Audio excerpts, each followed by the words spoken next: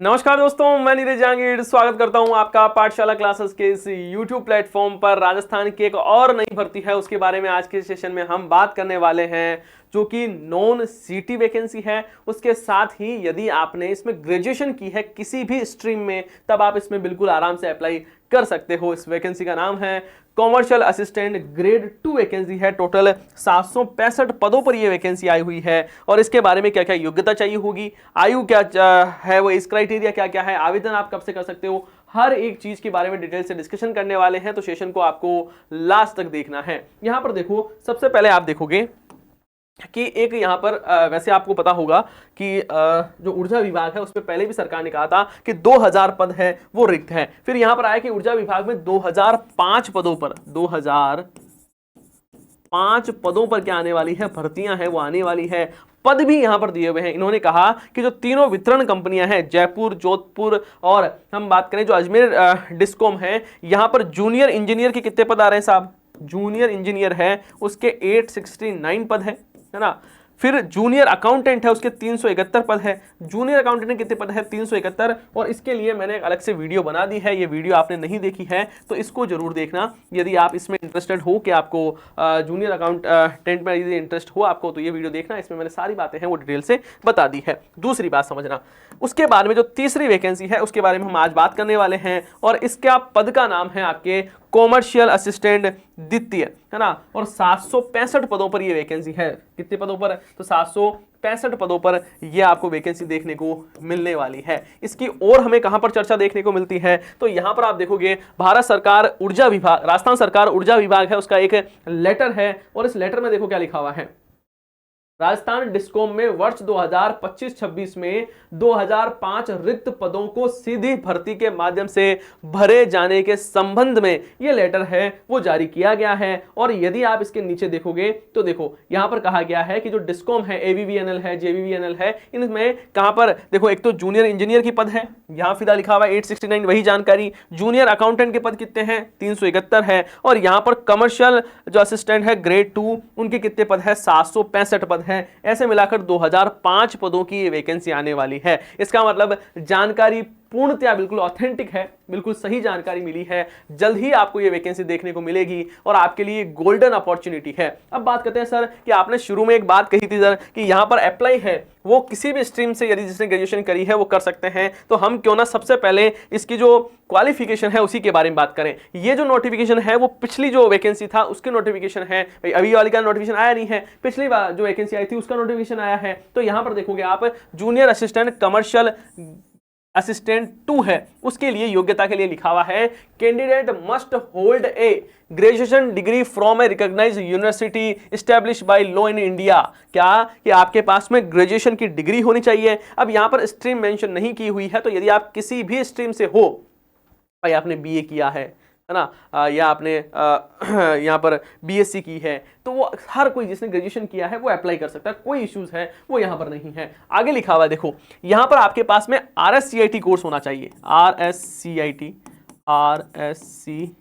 Course होना चाहिए, या फिर आपके पास में PGDCA है ना, वो होना चाहिए। या यदि ओ लेवल आपके पास में ओ लेवल आपके पास में है तो आपकी कोई दिक्कत नहीं है। यहाँ पर लिखा हुआ है देखो कि कैंडिडेट मस्ट बी पास्ड ओ और हायर लेवल सर्टिफिकेट कोर्स, है ना। तो यहाँ पर आपके पास में यदि वो है तो कोई इशू नहीं। RSCIT तो लगभग सबके पास है तो कोई इशू नहीं है। यदि आपने PGDC किया हुआ तो और बढ़िया बात है, और यदि पास में ओ लेवल सर्टिफिकेट है तो वो भी इश्यूज नहीं है। तो ये इसकी क्या है, क्वालिफिकेशन है। बाकी देखो सब अथवा में है। यहाँ पर आगे इसमें बस आपके पास में क्या होना चाहिए, RSCIT है वो होनी चाहिए। देखो यहाँ पर एंड लिखा हुआ है, इसका मतलब ये तो होना चाहिए, इसके साथ में इनमें से कोई भी हो। देखो यहाँ पर और यहां पर और यहां पर और यहां पर और, मतलब कुल मिला के आपके पास में एक तो ग्रेजुएशन की डिग्री और एक यदि कोई भी RSCIT कोई भी कोर्स है PGD से किया हुआ तो आप इसमें अप्लाई कर सकते हो। अब मुझे बताओ समझ में आ गया क्या? हाँ सर, सैलरी कितनी मिलेगी? ज्यादातर बच्चों की ये दिक्कत होती है कि सर सैलरी कितनी मिलेगी। तो L5 की क्या है, ये वैकेंसी है।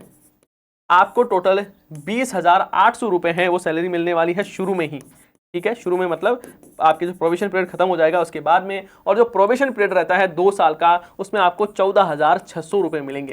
कितने?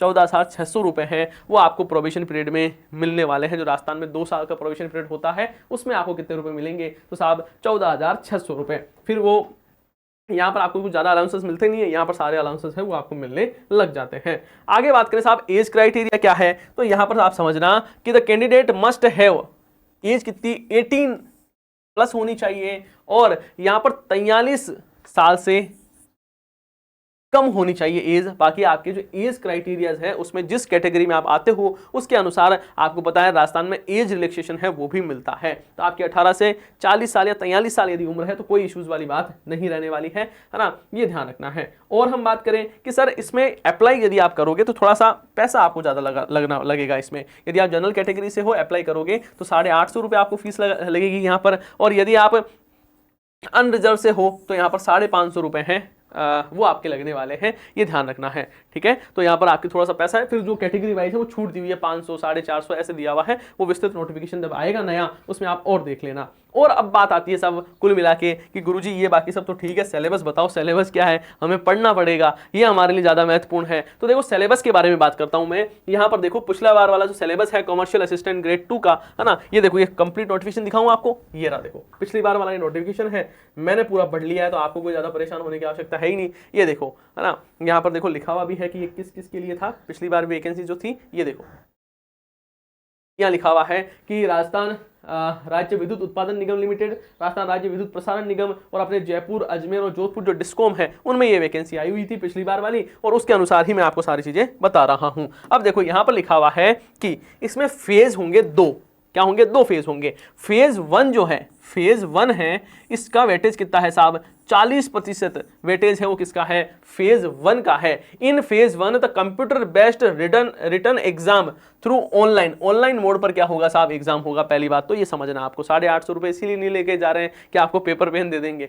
ये ऑनलाइन पेपर होगा। लिखा हुआ है कि कमर्शियल असिस्टेंट जो है 2 या जो जूनियर असिस्टेंट है उनमें है ना, फेज 1 जो है वो computer based written exam through online mode shall be of 2 hours, मतलब 2 घंटे का होगा, ड्यूरेशन होगी इतनी है ना। और यहाँ पर ऑब्जेक्टिव टाइप के जो क्वेश्चंस है वो आपसे मल्टीपल चॉइस क्वेश्चन है वो पूछे जाएंगे। क्या क्या पूछा जाएगा, तो हम ब्रीफ में बात करें तो आपसे देखो यहाँ पर रीजनिंग है वो पूछी जाने वाली है, रीजनिंग और मेंटल एबिलिटी, मैथमेटिक्स के क्वेश्चन आएंगे आपके, और जनरल नॉलेज और एवरीडे साइंस है वो पूछी जाने वाली है, और हिंदी और इंग्लिश है वो आपसे पूछी जाएगी। क्या क्या चीजें पूछी जाएगी आपको दिख तो रहा है, जूम कर दूं आप कहो तो, लो भैया ठीक है, मेरे हिसाब से आराम से दिख रहा होगा, इसमें कोई बड़ी वो समस्या वाली बात है ही नहीं, है ना, आराम से आप देख पा रहे हो।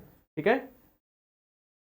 हाँ जी ठीक है, ऑनलाइन पेपर होगा फेज 1 में, 40% इसका वेटेज रहने वाला है।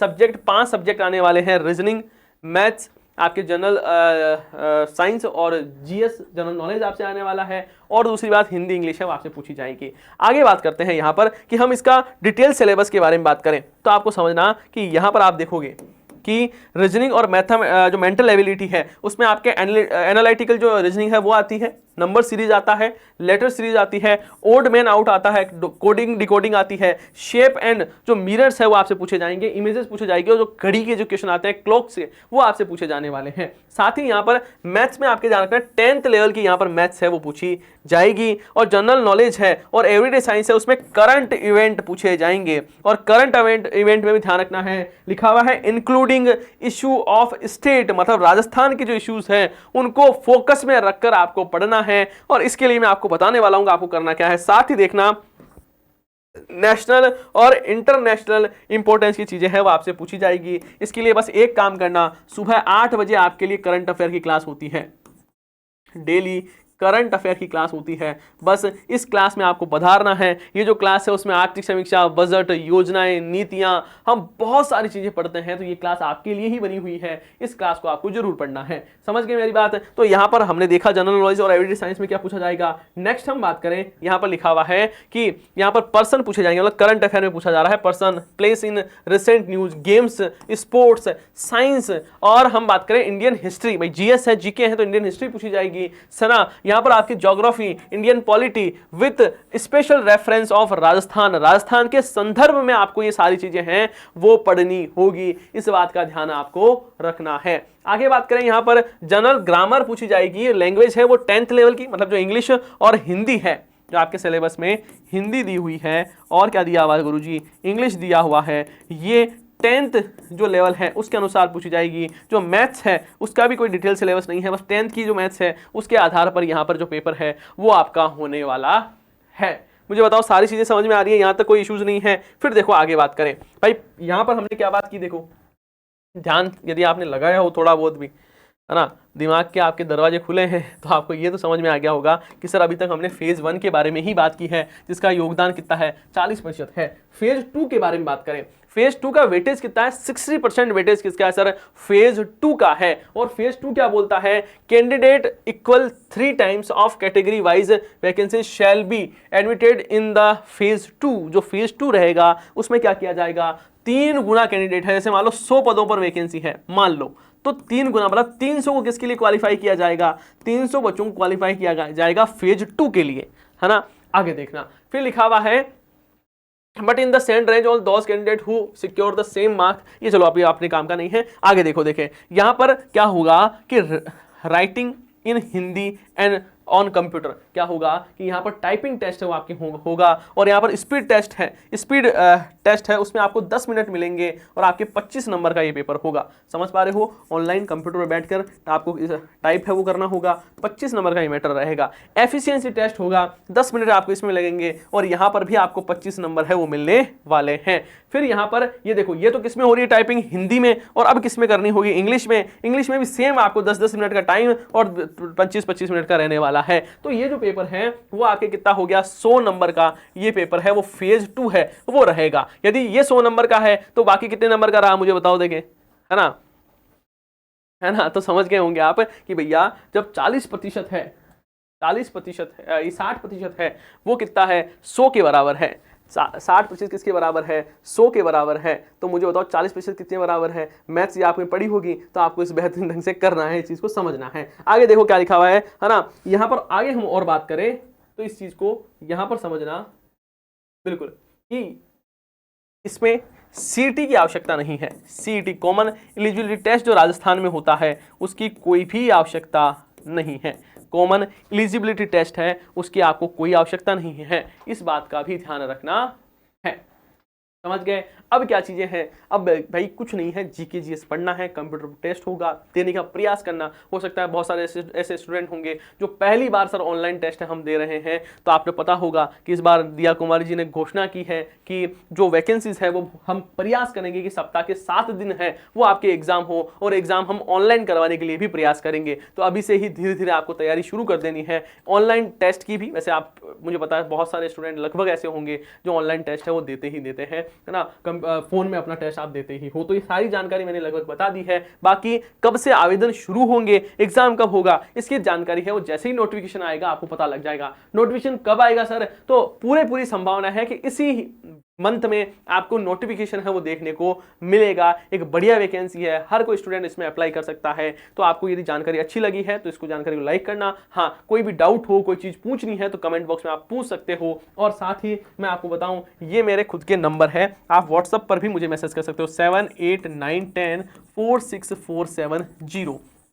इस पर भी आप मुझे मैसेज कर सकते हो। व्हाट्सअप नंबर है तो कॉल वगैरह मत लगाना, लगेगा भी नहीं, तो व्हाट्सअप मैसेज करना। और यहाँ पर कोई और आपको डिटेल पूछनी है तो भी मैं आपके लिए बताने के लिए तैयार रहूंगा। कोशिश करूंगा कि मुझे जब भी टाइम मिलेगा आपके सवालों का मैं जवाब दे सकूं। बाकी कमेंट बॉक्स आपके लिए खुला है। और कुछ बच्चे पूछते हैं कि सर PDF वगैरह कहाँ पर आती है, तो आपको पाठशाला क्लासेस का जो टेलीग्राम चैनल है उसे भी ज्वाइन कर लेना है। यहाँ पर भी आपको वैल्यूएबल कंटेंट है वो मिलता रहता है। बाकी ये जानकारी कैसी लगी है उसके बारे में भी आपको जरूर कमेंट करना है। हम मिलते हैं नेक्स्ट सेशन में। जय हिंद, जय भारत।